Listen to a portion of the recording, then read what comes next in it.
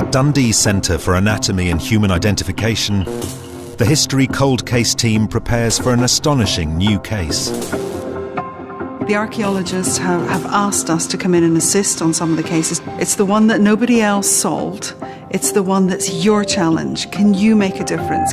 The investigation will be led by world-renowned forensic anthropologist Professor Sue Black, while Dr. Xanthi Mallet scours the UK for historical evidence, and Professor Caroline Wilkinson rebuilds the faces of the dead. I've got a team that is of world-renowned reputation. This case will take the team back nearly 2,000 years to a time of invasion and great upheaval in Britain. Today's case, which is Roman Baldock. Oh my goodness me. There's a female found buried with 3 babies. This is an unprecedented archaeological find. The remains of a woman and 3 babies, discovered in a sinister position within a single grave. It doesn't look so much disrespectful as careless to me, yeah. Rushed. By forensically reconstructing the fate of this woman, can we gain crucial new information about why she died? And how will her story change our views of the past? It's very difficult because it's very easy to kill a baby and leave no marks. A time of brutal medicine. It looks pretty vicious. That is for perforating the skull. And rife superstition. If you were getting ghosts, if you take the head off, you know that person's not going to cause you trouble. When survival was far from guaranteed.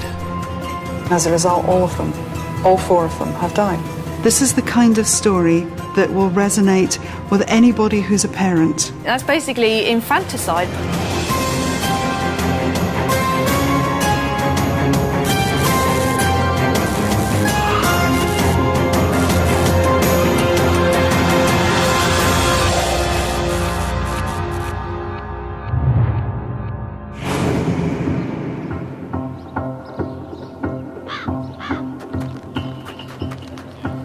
The History Cold Case team has come to Baldock, a Hertfordshire commuter town with a hidden past.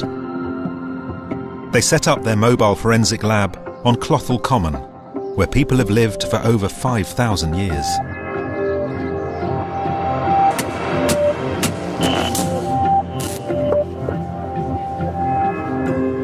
Iron Age remains have been uncovered around here, which suggest Baldock may be the earliest town ever to develop in Britain.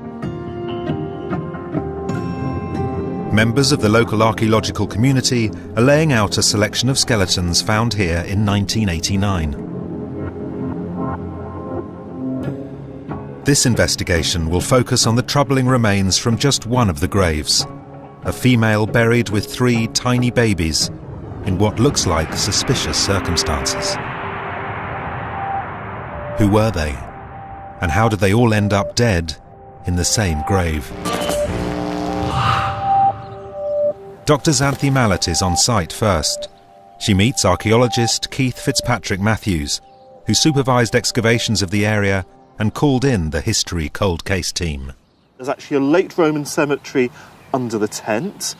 There's a temple over there, more burials over there. So we're really in a necropolis almost.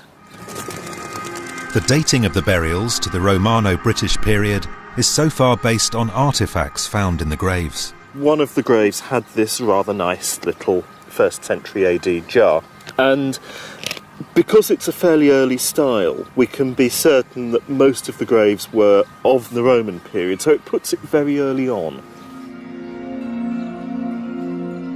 Keith takes Xanthi to the nearby housing estate, where the female and babies were unearthed.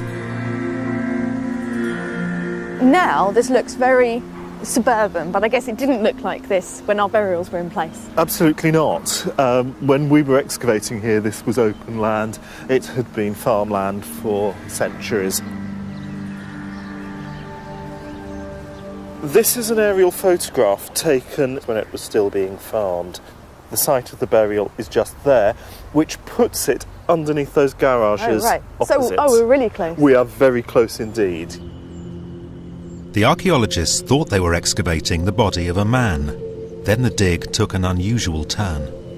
once we'd excavated his grave, it became apparent there was another grave underneath. Oh.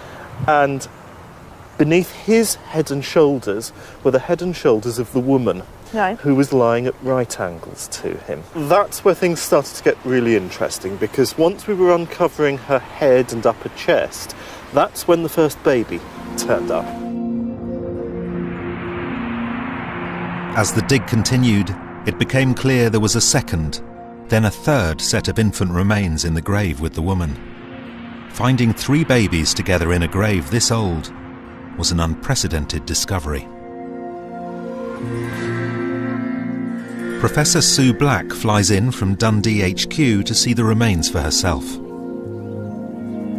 They're hoping the bones will provide answers as to whether this is a 2,000-year-old natural tragedy or in fact something more sinister. Sue immediately notices that the skeletons appear to be remarkably intact, which is promising. They're very good condition. They begin their analysis on the first of the 2 boxes containing the remains of the woman. Ooh. Okay. Christmas. Who knows what Opening Christmas parcels. Yes, it's definitely a lady. Look at that. It's very feminine. My goodness. Gradually, they start to build her physical profile. It's a very short tibia. That's very short. I had to see how tall she would have been. So with the tib, we're talking, it's coming in at 31. So 31, it's coming just short of 5 foot. So it's coming into the sort of 4 foot 11 sort of range. 4 foot. So very short. So S1 and S2 are fused. So we're over the 20s barrier. We're probably up into the 30s barrier, but you know. Teeny weeny legs. Apart from that, no pathologies or traumas to... Very feminine pelvis, though. So we're happy female, happy adult, young adult. A woman, only 4'11" tall, in her mid to late 30s, with no obvious cause of death.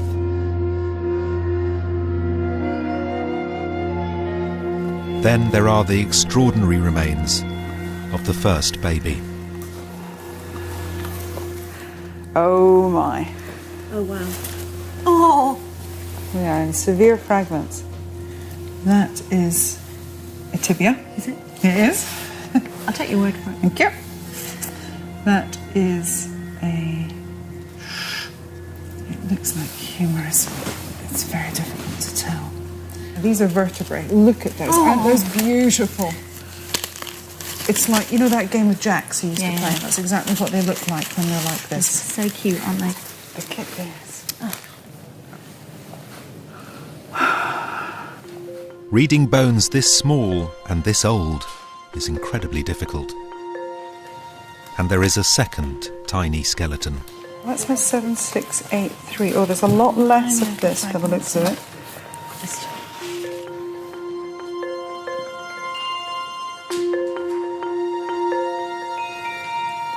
And then the third, recovered from the same grave. Oh, now this one's much better preservation. Look at that. Relatively good condition. That's pretty good, actually. I have to say the recovery is just amazing, fantastic. It's amazing, isn't it? They're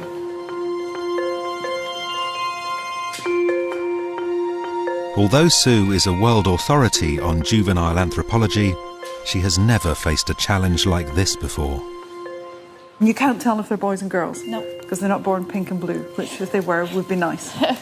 Forensically, the things that we look for are any injuries on any trauma, anything that may have shown that, you know, the child has been dispatched, as it were.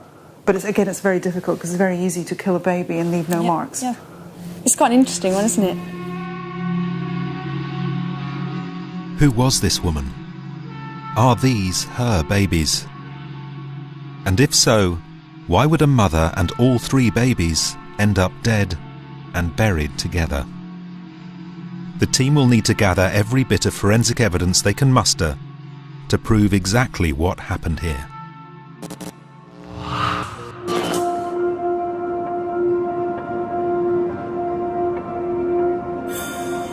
Scientific testing gets immediately underway in the mobile lab.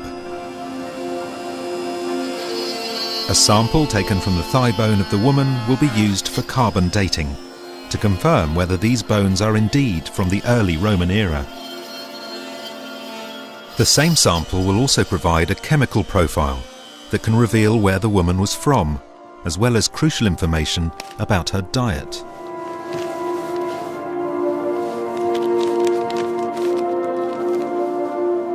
And adult and baby bones are also sent for DNA testing. The only way we're ever going to really know whether these individuals are related is if we can extract any DNA. They're in a good condition, but they're not in a perfect condition. So I think we have to be realistic that it's possible we might not get DNA samples from them. But if we do, confirming that the DNA of all 3 babies matches would be fantastic. Matching it to what we think is a female skeleton would be even better. Alongside rebuilding the woman's face, this battery of tests will help create a profile of her in life that will be crucial in cracking this mysterious case. There are so many questions to be answered in this case. Who was she? Why was she buried in that way?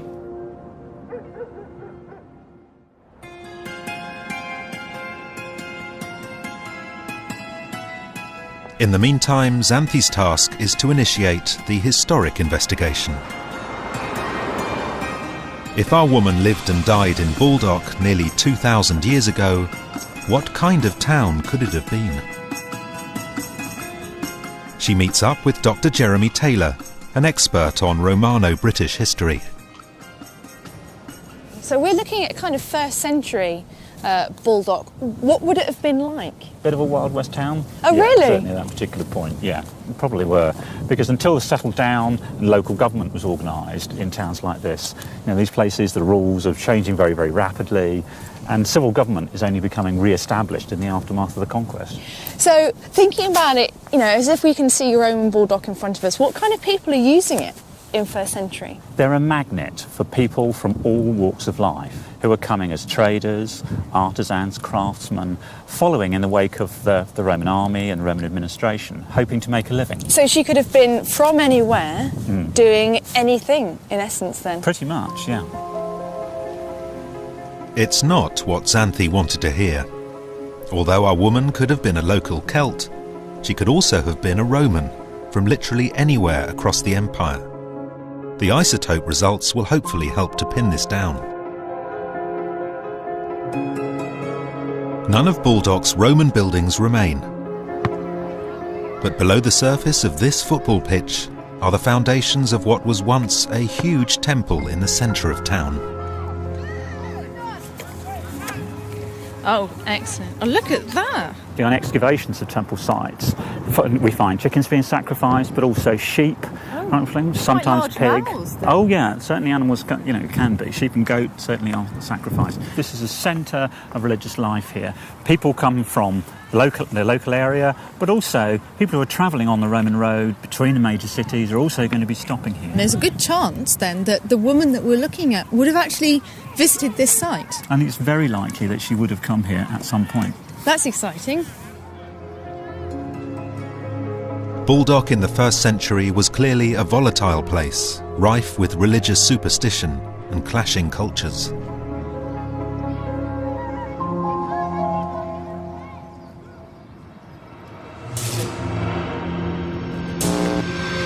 Could the new Roman cult religions that increasingly dominated this area after the conquest in 43 AD have played a role in how our woman and the infants lived and died? First, the team needs to find out whether she even lived during this period.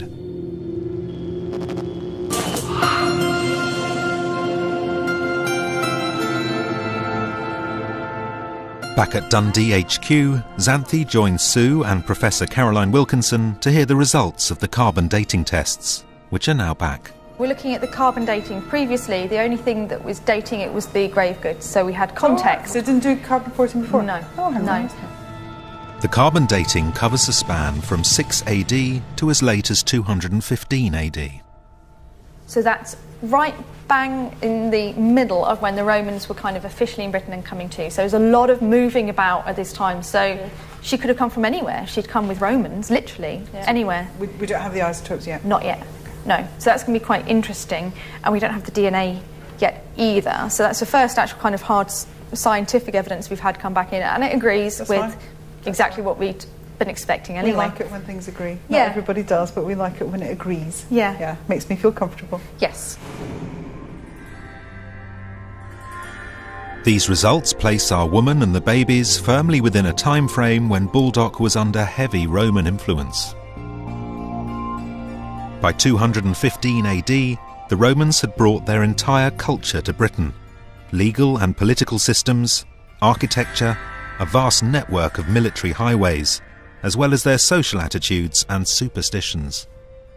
When the woman's grave was first excavated in 1989, it was singled out as different from the other burials on the same site. But was this only because of the presence of the babies? I've actually got a visual that I can show you from the information we've received from the archaeologist, which will really help actually. It's one of these lovely CGI moments. So this is looking at the graveyard. Under these roads? Yes. And where's the rest of the cemetery? The rest of the cemetery is actually partway kind of down here across the road on the other side. What we're looking at there is the male that's overlaying,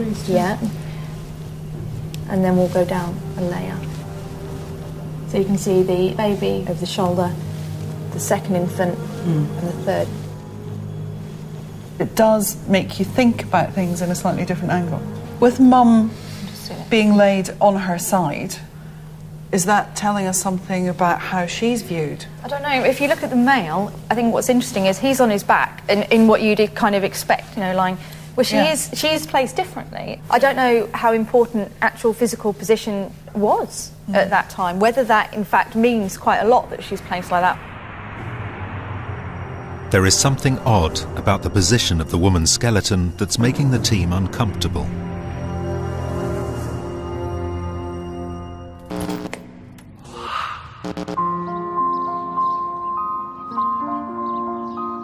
Xanthi returns to Baldock to discuss the burial site in more detail with archaeologist Keith. So we're going to have a look at some of the images now, aren't we, from the actual grave? Yes. I'm quite looking forward to seeing these. I think they're going to be quite intriguing. So there she is, laid out in the grave. This looks unusual to me by the fact that I would expect, you correct me if I'm wrong, just to be lying on her back.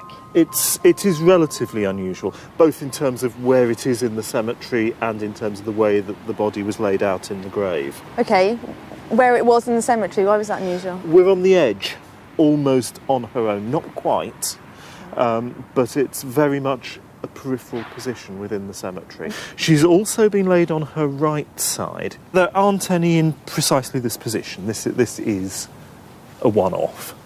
Is there a kind of a descriptor for this? Because of her unusual position, we would tend, as archaeologists, to describe this as a deviant burial. Not meaning that there's anything deviant about her as a person, but that as a burial, it falls outside the statistical norms. So literally unusual. Unusual, and socially perhaps a bit unacceptable. Why was she not given a normal burial? Was she herself judged to be deviant? And if so, why? And I don't know if you can make out up there. That's the baby by the right shoulder. I can just see it in there. In a deeply superstitious society, could it have been that she was somehow deemed responsible for the death of the babies, which might explain why they were all buried together? That's sad, isn't it? It's very, very sad.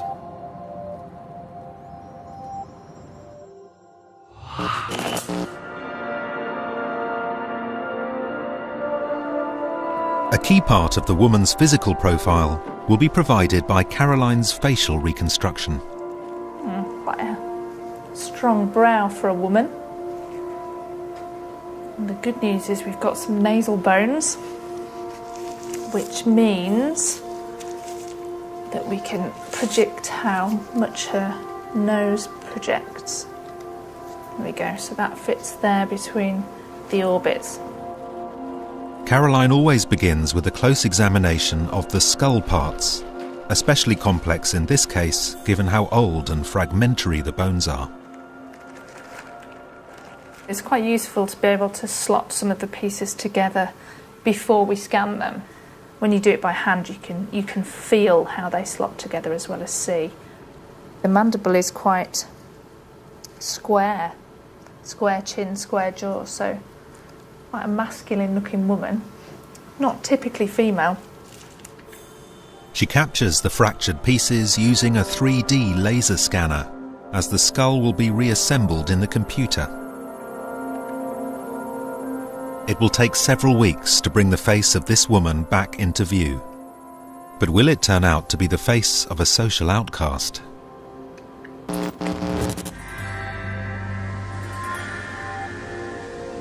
The suggestion is that this woman is dealt with almost as if she's a deviant in some way. Is that supporting the suggestion that perhaps they're outsiders? The whole thing just smacks of a bit of disrespect. And I guess in today's society, I don't quite understand why that should be.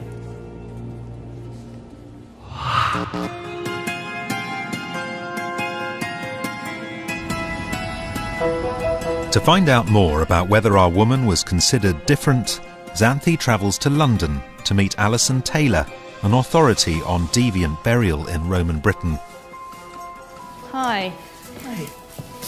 Can you tell me a little bit about deviant burials and what that means I'm presuming she's Roman period anyway. Right, yeah. Looking at what we call the deviant burial, might have been someone that they were a bit worried about. Worried about? Somebody who they may think the spirit would have walked and caused damage, somebody who was a bit outside the normal so something for some reason. So somebody whose ghost you might fear for some reason, maybe just because that person was very unfortunate.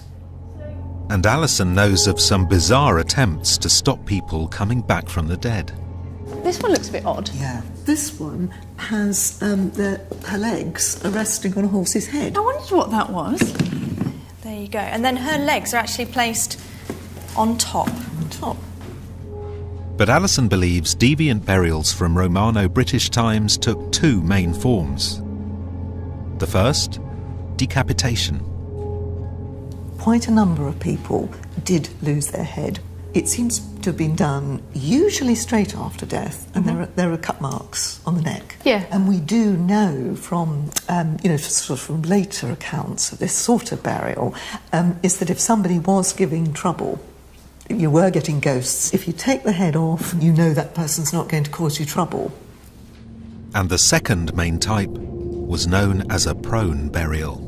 There's a very long tradition of that being seen as very disapproving. Get that in lots of different cultures, lots of different periods of history, right through the Middle Ages, that can be done to certain people.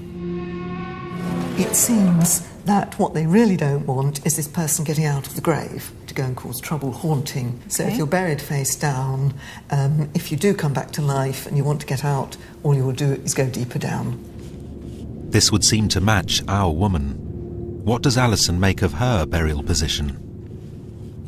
She's obviously highly unusual, but I would say that this would not classify as a deviant burial. Really? In any of the normal classifications.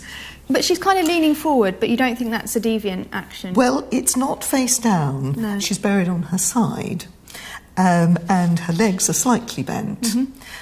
I think she is simply buried in what was almost a comfortable sleeping position. Surprisingly, Alison actually thinks this is the normal burial of a heavily pregnant woman. She's just laid in the ground in the most comfortable position. I think you couldn't have buried her face down. No. If she was heavily pregnant, it doesn't bear thinking about. It was probably the most practical, easy and traditional way of treating her. Alison believes our woman was probably not an outcast. She was buried on her side, with all the respect afforded a pregnant woman. But this is the first historical evidence that a pregnancy may have been involved, and none of the babies appeared to be inside the woman. So was she pregnant or not?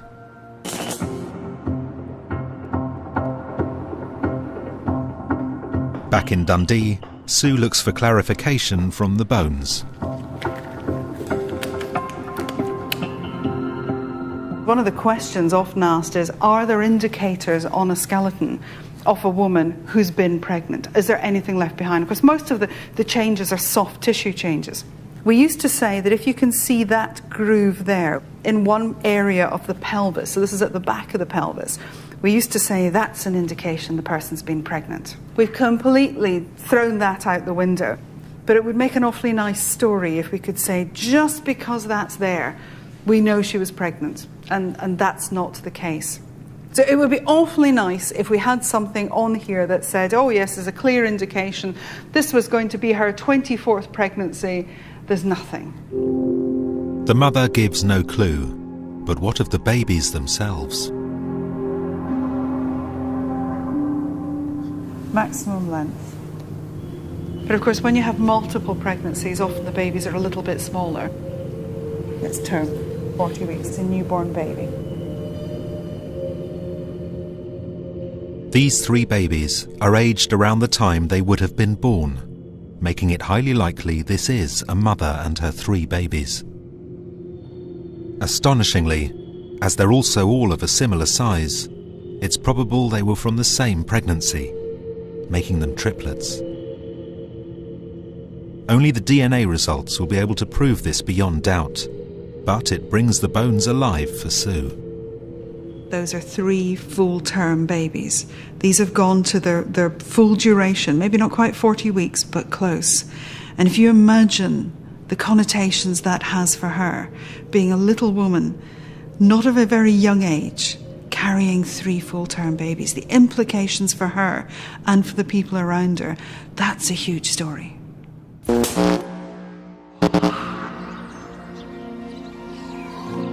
It's a crucial turn in the investigation. This could be the oldest archaeological evidence of triplets ever discovered. To find out more, the team must now shift its focus and view this as a multiple pregnancy. Only 1 in 80 pregnancies is with twins, and only 1 in 8,000 is with triplets. In ancient Rome, successful multiple births surviving to adulthood were generally seen as a good omen and became part of mythology, like the twins Romulus and Remus who founded Rome. And there was even a heroic set of legendary triplets, the Herati, known as the champions of Rome.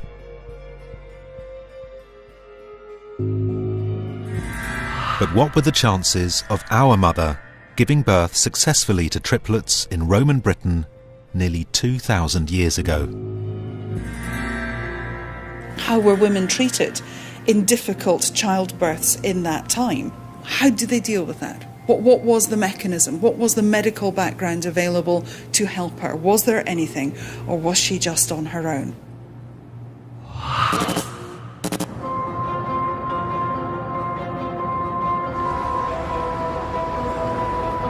Xanthi travels to the British Museum in London to meet curator Ralph Jackson, a leading expert in ancient Roman medicine. Ralph, what kind of level of understanding do they have of the anatomy?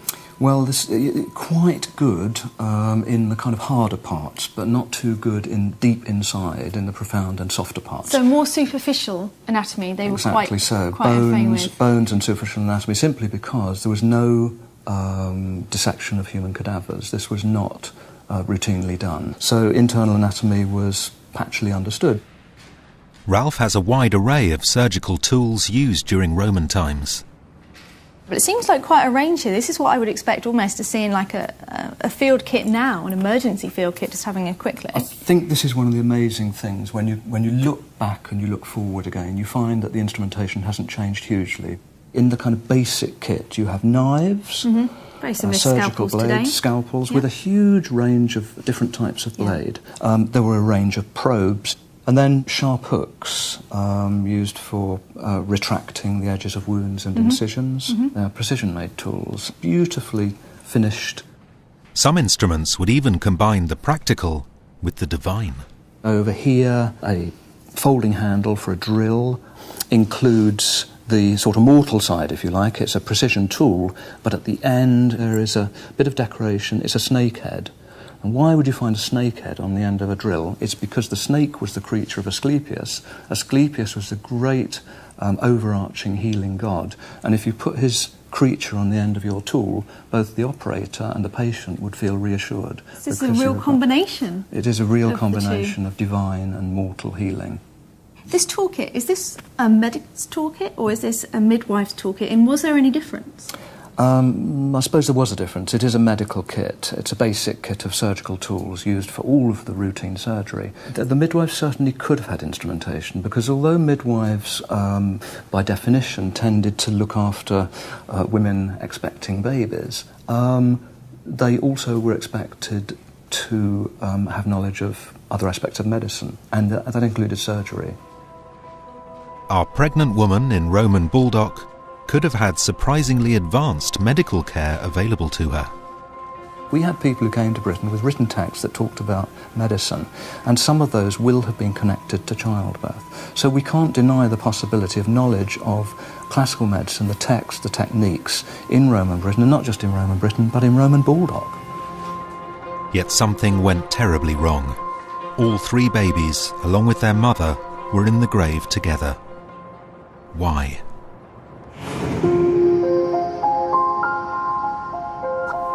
In Dundee, Caroline has now reassembled the skull of our 4'11" woman.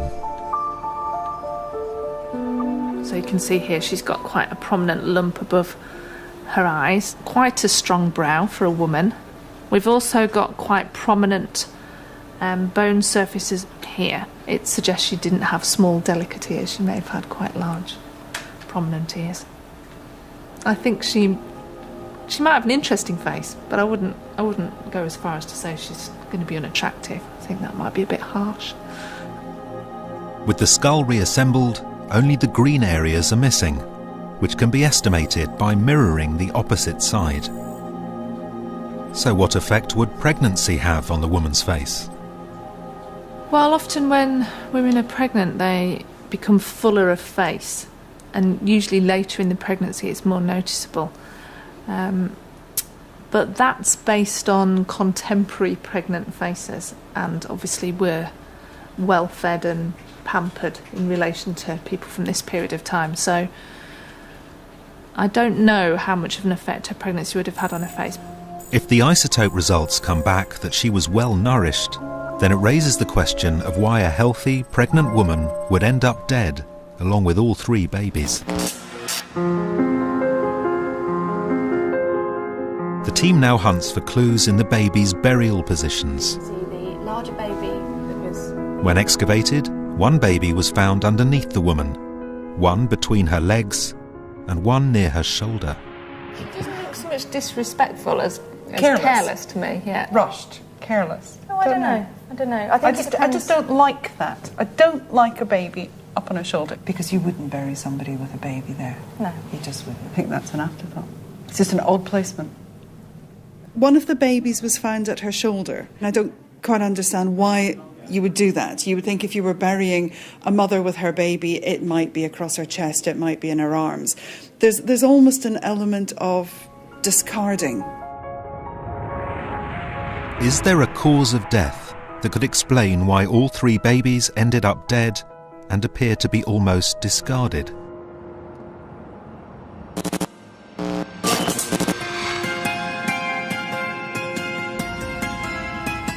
Xanthi goes to the Royal College of Obstetricians and Gynecologists in London to meet Dr. Helen King, an expert in Roman birthing and childcare.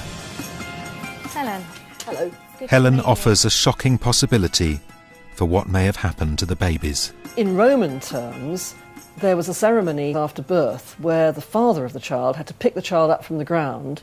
If he did that, it indicated the child was worth the rearing, is how they put it. So the father decided how the baby was treated? Absolutely, and whether it's exposed or not. This kind of idea of exposing a child, what's that? Well, exposure means that you leave the child to die after it's been born. And I think although it sounds pretty weird to us, I think in Greek and Roman terms, that's just really a very late abortion. That's basically infanticide if you just abandon a child. In our terms, yes, it is. As far as they're concerned, at least you found out what you've got. You found out the gender of the child, whether it's healthy. Oh, so physical disability. That's right. But also, interestingly, how the pregnancy went. And if the pregnancy was a healthy one, then that's more likely that the child's worth rearing. It's possible one or even more of the babies could have been the victims of infanticide, their bodies just dumped in the grave. But Helen knows of certain Roman birthing techniques that could also have been responsible for the babies' deaths. Do you know what that is? Well, my imagination is telling me nothing good. It looks pretty vicious. It's vicious. That is for perforating the skull. To kill the baby. It would kill the baby, certainly, but it would also release the material inside the skull. And what you're trying to do is reduce the contents of the skull. So you'd kind of pierce the skull through the little soft part, kind of mash the brain around. That's the sort of thing. To break it down, so the baby would pass out more easily. So with a head presentation where the head's got stuck, it's just a very large head. This is what you would do. That's what you'd use, absolutely. So basically there's no chance of a baby surviving with that one? No, but there is a chance the mother would survive, whereas if you left the baby there... The mother's going to die. Certainty, yeah. Yes, okay. Exactly. And then there are these, you know what that is? I do. Oh, go on then. This would go in through the same soft area on the top of the head and basically hook the baby out, wouldn't it? That's pretty well it. Or you could also do it through the eye cavity. So or any through the orifice. Mouth. Yes, anything you can grab, really. Yeah, depending on... To pull. Yeah, exactly. That's pretty nasty, isn't it? I mean... Well, it is, but if the alternative is the woman's going to die, then this could be a lifesaver.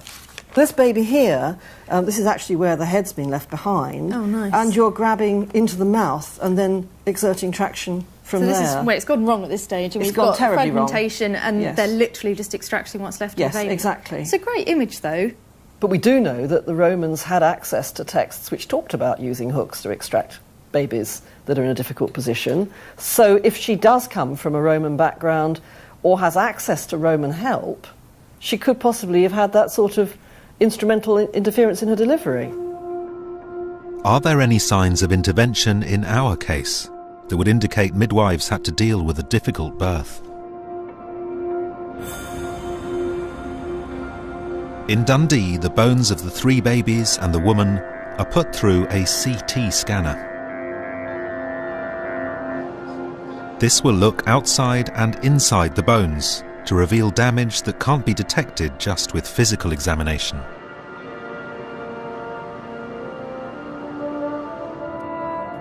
Sue then analyses the results with her colleague, Ruse.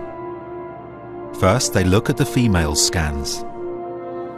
The pelvis is like a basin, and it's a basin that's wide at the top and narrow at the bottom. What we haven't got intact is the bottom end.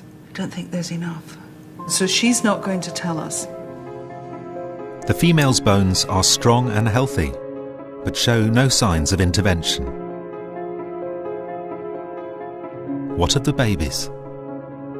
But you see, the trouble is there's no skull there. There's really nothing. It's tantalising, isn't it? There's nothing that suggests really there's anything going on there. We can't tell from this that she's had any obstetric assistance of any kind. Again, there are no marks on the bones to indicate use of Roman instruments or medical assistance.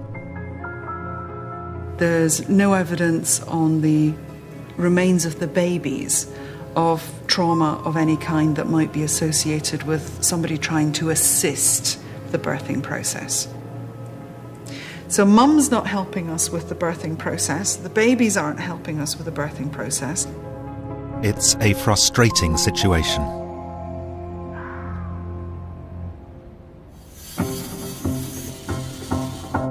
But can the woman's remains help to shed light on this in another way?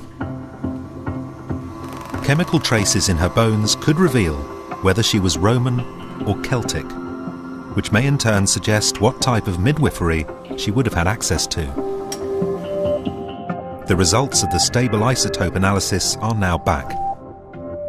We don't know the genetic relationship yet. We're kind of obviously postulating the babies are hers. But I do have the isotopic results. So it's going to tell us about their diet, their provenance. So this is really all hinging on, are they Roman or are they local or what? Because that's going to have a massive impact on the whole case. Her diet is standard terrestrial, very low marine, which is exactly what you'd expect for around that area. So it's unexciting, but it does pin it down. A mixed diet. Yeah, of presumably with bit of marine, bit of fish, bit of grain. Yeah, but mostly like the grain element, very minimal kind of marine. In terms of where she came from, geographical banding is looking at southern England and through to the central western area. Again, it corresponds with Baldock. So in terms of diet and provenancing, she's local. If our woman was from a local tribe without access to Roman medicine, it was far more likely she would have had to try and give birth without intervention.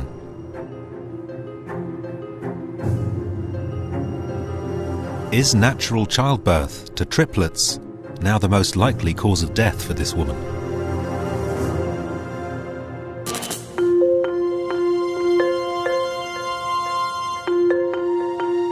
To find out just how dangerous it is to try and give birth to triplets naturally, Xanthi goes to Queen Charlotte's Maternity Hospital in London, which deals with more multiple births than anywhere else in the country. Hi, Xanthi. Nice to meet you. She meets Chief Obstetrician Dr. Sailesh Kumar.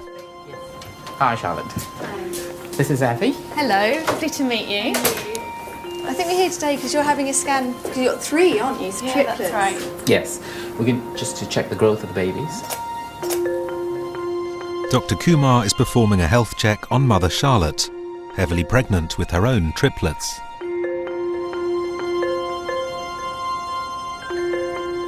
How far along are you? 25 weeks and a few days. Triplets grow at the same rate as a single baby, putting much more pressure on the womb. Do they kind of fight for space? I know they kick each other. So this little one weighs about 753 grams. And all the measurements are equivalent to about 25 and a half weeks, so pretty much spot on. One of Charlotte's babies is in breech position, meaning feet or bottom down, a much more difficult position to give birth to a baby. How normal is this in triplet childbirth? Is that what you'd expect with triplets, is one yes. baby in breech? Yeah. It would be unusual for all 3 babies to be head down, because there's a limited amount of space within the uterus. So frequently you get one baby head down, the other baby lying across, perhaps the third baby in a breech position. So carrying triplets, you'd never give birth naturally? Well, you never say never, but it would be highly unusual these days to deliver vaginally. It's too dangerous? Yes. Yeah. Charlotte's triplets are progressing nicely, but there will be major medical intervention, including a caesarean section to help her give birth. All 3 babies seem to be doing well, Charlotte. And I'll just let you listen to baby's heart rate. But what of our mother and her 3 full-term babies 2,000 years ago in Romano, Britain?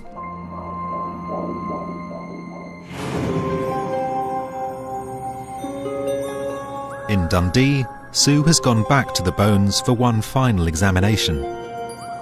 One of the babies becoming stuck in the birth canal, known as breech position, is the biggest threat to life in triple births.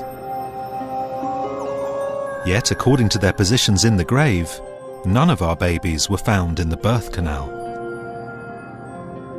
So the overlays that Xanth showed us in the briefing that came from the archaeologist are here, and if we just have a quick look at those. This is Mum laid out in the burial outline. If you put the babies then, the rough position of the babies, the first one is sitting here towards her shoulder. The second baby is sitting down in here, between her thighs, a quite unusual place to find a baby. Quite difficult to explain what that's about. But critically, Sue now believes the position of the second baby, previously thought to have been born and outside the mother, is misleading. Now, if this baby is found outside Mum's cavity, you have to say, well, was the baby born? And not necessarily. Because if what happens, Mum dies while baby is still trying to be born, then obviously that baby stays within the pelvic canal, within the birth canal. As mum decomposes, inside her gut, she creates a lot of gas. And a lot of gas inside her actually causes a rise in pressure inside her abdomen. And she can expel the baby after she's dead because of the rise in gases. But because the baby's decomposing as well, it's much easier now for it to get through the birth canal as well. So that this found outside mum doesn't mean that when she died, it was outside mum. If the baby was stuck in the birth canal, only to be expelled through what's called a coffin birth, this could explain how that baby and the mother died. And there's another revelation. Sue believes that baby number 3 was not found merely under the mother, it was still in the womb when it died. This little person here, nobody ever knew it existed. Because this one was still waiting to be born. This one was still in the queue. This is their secret child. She wouldn't have known it was there. We're the only ones that know that this baby existed. And the breech birth that killed the mother and 2 of the babies could also have indirectly led to the death of the baby that was born, found on the mother's shoulder. She'd already had one of the babies. That baby would have survived her. But of course, if there isn't anyone to feed that baby, then that could have been an extra problem. But also babies who aren't with mum are in a very, very dangerous position. Even if this baby was born alive, without its mother, perhaps the odds were against its survival, which might explain why it too ended up in the grave along with its siblings. So all 4 deaths could have come from one breech birth. And Sue has an astonishing X-ray from the 1950s that graphically illustrates exactly how a breech birth could have had such fatal consequences. It's a full-term fetus. So there's the baby's head. There's the baby's vertebral column coming down there. There's its leg, or one of its legs, sitting up there with a foot up here. Babies don't bend well in the middle, they really don't. That width isn't going to go through there. There's no space in there. No. And there isn't, and that's just with one that's gone to full term. Now you imagine you've given birth to one already, head down and off it's gone. You've still got this one in here in this kind of a position, and there's a third one in line still waiting to come out. Well, she's not going to do it. So that she's going to spend 2-3 days in labour, desperately trying to push out, getting weaker and weaker the whole time. And eventually she's going to die. And as a result, all 4 of them have died. It's a tragic scenario. But until the DNA shows beyond doubt that the babies actually belong to the woman, it remains unproven.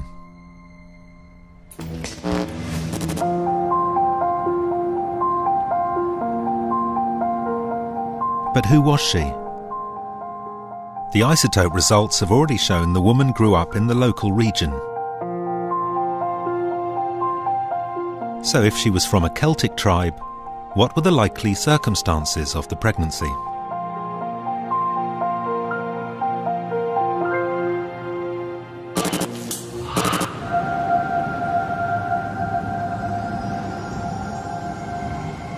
Xanthi goes to the bathhouse at Segadunum near Newcastle to meet historian Lindsay Allison-Jones, an expert on the lives of women in Romano Britain.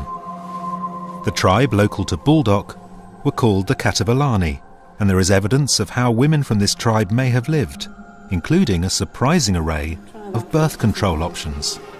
Oh, it's vinegar. It is, and that, if you soak sheep's wool in vinegar and use it as a vaginal pessary. Would it have worked? That would have worked, yes. It wouldn't have smelled very nice. No, it wouldn't, but perhaps slightly better would be the olive oil and this, which is alum. What's this? Oh, this is a mineral which would have been ground up and used as a paste within a pessary. If you'd stuck to it, if you'd made sure that you were using it properly and you always did it, then it would have worked. According to Lindsay, these techniques and the fact that our woman was in her late 30s make her pregnancy unlikely to be a mistake.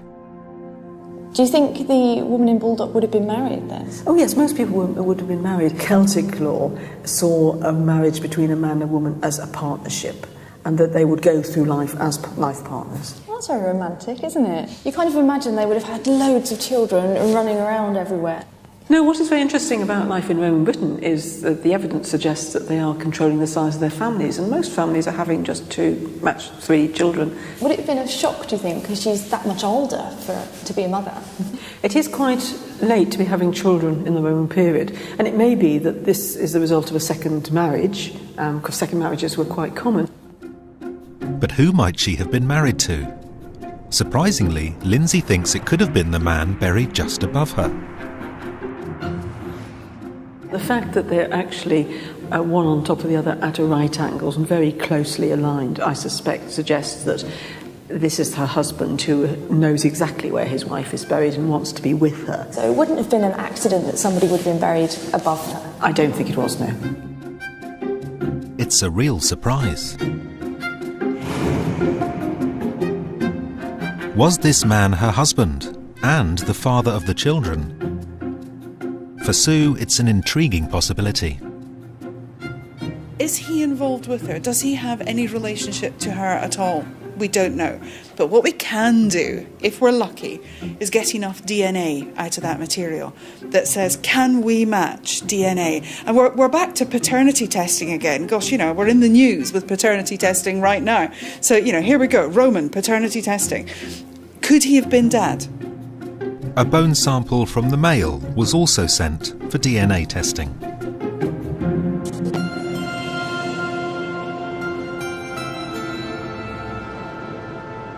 Meanwhile, Caroline is close to discovering what our woman may have looked like. You can start to see her face developing in terms of the overall position of the features and the overall shape. And because she had a normal, healthy diet, that doesn't suggest that she was emaciated. So we're keeping her at normal stature. Because of her pregnancy, she may have had a slightly fuller face, but she's already got quite a square, rounded cheek look to her anyway. I think she might have a really interesting end product face here.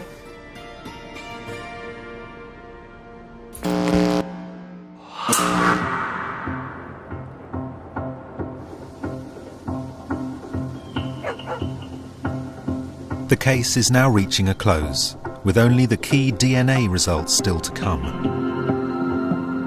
The team goes back to where the bones were found in Baldock to reveal the details of their investigation to the local community. Keen to hear their findings are those who originally excavated the site, experts who have assisted the team, and members of the local community. It's going to be really interesting to find out the results of the scientific tests. It's quite exciting because we've never had anything like this done with the stuff from Baldock before. Often, as an archaeologist, when you look at skeletons, you do dehumanise them. So having the facial reconstruction is really an important thing. To me, this is absolutely what the fusion of history and science and archaeology and medical history and literary studies is all about. This is where it's at. The nightmare scenario would be discovering that the mother isn't the mother of the triplets. Feel free, come and have a look. What you're looking at is special. In fact, it is unique. And we've been very privileged to be allowed to look at these remains. We think we've got some very interesting information to tell you. Sue will reveal what the science has brought to the case. But how will those who've lived with the bones for over 20 years react? The carbon-14 dating that came back for Our Lady was between 6 and 214 AD. So our individuals are unquestionably in the early Roman period. What the isotopes tell us was that in terms of their diet, these are local individuals. They are local to Baldock. But she's in her 30s. She's a late mum. She may well have been very, very heavily pregnant. She's gone to full term. She's gone the full distance. Wow. And she was only 4'11". There's a lot of weight in there. Yeah.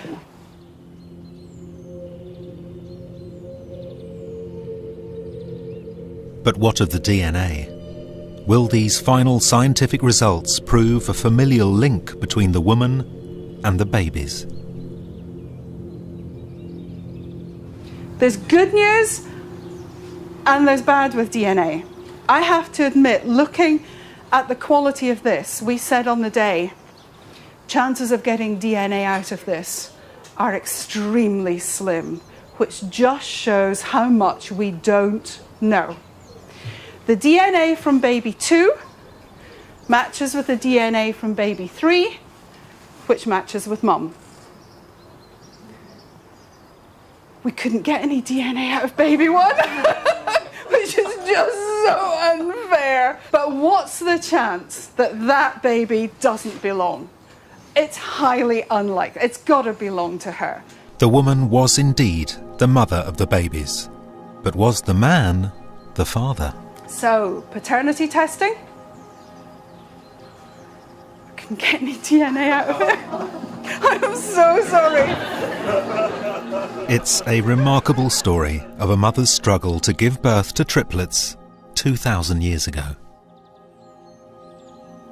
It's about the journey that she has gone through in an event that most of us take for granted will result in something that is terribly happy and terribly natural and will be just fine at the end because that's what we're used to.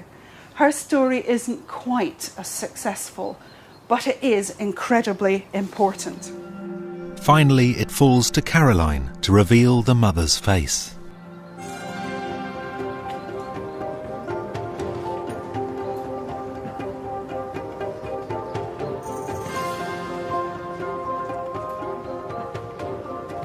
To be able to see her face is really quite amazing. She's striking. She's definitely striking.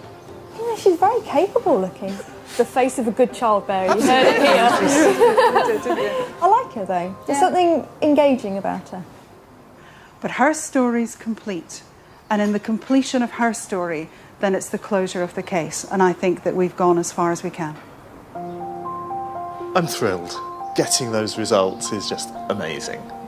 It couldn't have been better. She couldn't survive that with the sorts of conditions she was living in, with the sorts of help that was available to her, and that's very striking. It sort of rounds off a story that was started 20 years ago, and a mystery and an enigma, and it's given us a vast new amount of information. I think that's great. This case started with a skeleton assumed to be a social outcast, maybe the victim of a suspicious death. But it's ended with the profile of a local, healthy and probably married woman. Strong enough to carry 3 babies to term, but in the end the victim of a simple human tragedy. Pregnant with triplets in a time when the odds of surviving were stacked against her. These extraordinary bones will now be handed back to the community. The only ever recorded case of Romano-British triplets is now closed. It is a sad case. But boy, is she important when it comes to recording how we handled these kind of multiple births. And that story has come from the remains. So we feel very privileged to just have the temporary custodianship of them so that we can work with them. From this point forward, her story will be remembered.